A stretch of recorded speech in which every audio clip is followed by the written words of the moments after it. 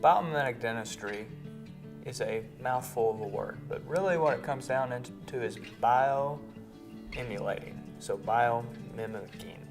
So what we do differently than traditional dentistry is we take only the sick parts of the tooth away and replace them with biomechanical or biomimicking and biocompatible materials that mimic the way natural tooth structure moves and operates.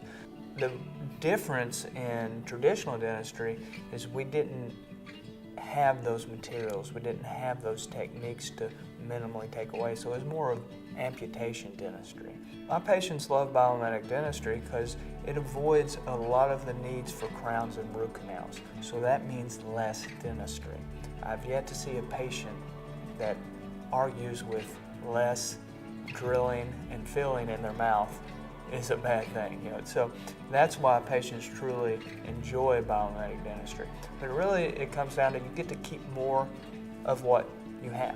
As doctors, our main goal is to get your body back to a position where it can heal, okay?